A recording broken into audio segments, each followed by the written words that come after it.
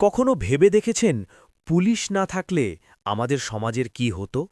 কিংবা ইন্টারনেটে যদি নাম পরিচয় গোপন করা যেত না, তবে কি মানুষ একে অপরকে এত জঘন্য ভাষায় আক্রমণ করতে পারত কমেন্টগুলোতে?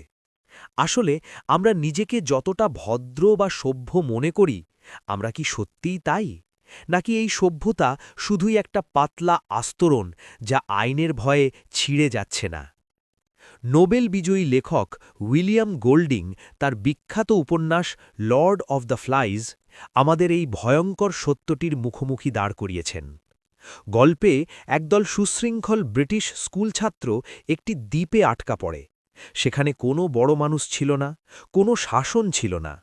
ফলাফল, খুব অল্প সময়েই সেই ভালো ছেলের দল একে অপরের শত্রুতে পরিণত হয়।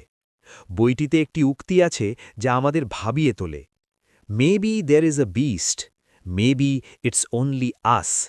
অর্থাৎ হয়তো একটা দানব আছে, কিন্তু হয়তো সেই দানব আমরাই।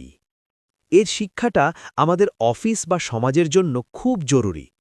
কালচার বা সংস্কৃতি কোনো স্থায়ী জিনিস নয়, একে প্রতিদিন যত্ন করতে হয়। গল্পে যেমন একটি শঙ্খ ছিল নিয়ম শৃঙ্খলার প্রতীক, আমাদের জীবনেও তেমন অ্যাকাউন্টেবিলিটি বা জবাবদিহিতা থাকা প্রয়োজন। যদি আপনি চোখ বন্ধ রাখেন, তবে খুব ভালো মানুষের দলের মধ্যেও টক্সিক বা বিষাক্ত আচরণ ছড়িয়ে পড়তে সময় লাগবে না। তাই শুধু নিয়ম দিয়ে নয়, মূল্যবোধ দিয়ে পরিবেশ তৈরি করুন।